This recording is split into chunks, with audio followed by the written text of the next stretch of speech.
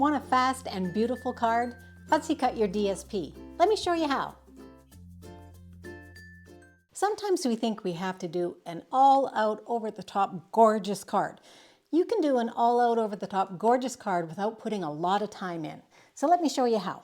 We are going to use some designer series paper, which we refer to as DSP, and this is called Floral Delight. And it's lots of mixes of yellows and a little bit of pool party in here.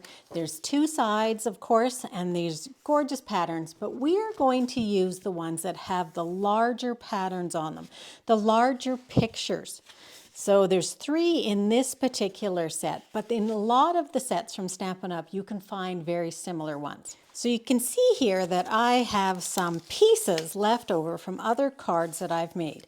And so what I do is I try and cut around the piece. I go right to the edge, and I'm going to show you how to use those edges. And then you want a pair of sharp scissors. Now I have a whole video on what fussy cutting is, and I'll link that into the description below. But you do want to take a look at that because there's more tips. So you are going to just go all the way around, and I wouldn't try and get too close for this one. You're just going to go all the way around, and then you are going to cut. So you're going to cut, and I really like to have a little river of white around mine. And you can do this in front of the TV. You can do it while you're talking to a friend if you're having coffee together. Of course, it's a little hard to drink your coffee at the same time, but you just need to be looking at the picture. That's all. And you need to be using your scissors in little cuts. So just little cuts that are pretty not jagged, not jerky, I guess is the word. You want to do fairly smooth cuts. Get in as close as you can, but don't worry if it's not exact, because the card is going to be just beautiful all on its own. Now you can cut out as many of these as you want. You can use some of this paper for scrapbooking, or for other cards if you just cut it into a rectangle. But I really like to use these because you're creating your own dies, but everything is colored for you. So if you're just starting, or if you only have a few colors of ink, this is the perfect way to go. So now that we have that cut out, I have another one cut out as well. And we are going to use the stamp set that coordinates with that called Delightful Wishes. And we're just going to stamp with it today. We're going to use the wishing and you a happy birthday. And this is 2-step stamping, meaning that you use 2 stamps to create your image, or in this case, to create your sentiment. So I have a piece of my Whisper White, and this is quite a large wishing. So we are going to put it down the side. I'm going to use Daffodil Delight. And we're going to stamp our wishing first of all. Now this is a photopolymer stamp set. It's great because you can see through it, but we also need to stamp onto our Stampin' Pierce mat. It just gives a little bit more cushion, so the stamp is going to really ink and just look a lot better.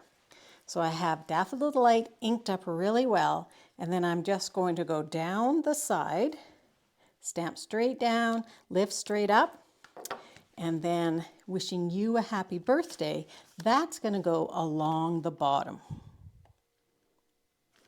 So we have our stamped piece. Now we could go ahead and put this right on our card, put on our flower, and be done. I want to add one tiny little thing. Now this is not necessary, but I want to add some embossing. So if you happen to have a die cutting machine that you can emboss with, this is a great way just to elevate it a tiny bit more. So this is the Dashing Designs embossing folder. It's a 3D embossing folder. It's a little bit thicker. That's the 3D part of it. And we're going to put our wishing right in. Now you do need to stamp this first before you put it into the embossing folder. So you never want to stamp afterwards because it's too bumpy. So let me just pull in my Stampin' Cut and Emboss machine and I will run this through. So I just have my platform, I put my embossing folder in and my number 4 plate, and I run that through. And then what I have is beautiful, embossed, and debossed. That's one of the nice things with 3D is you get light and dark.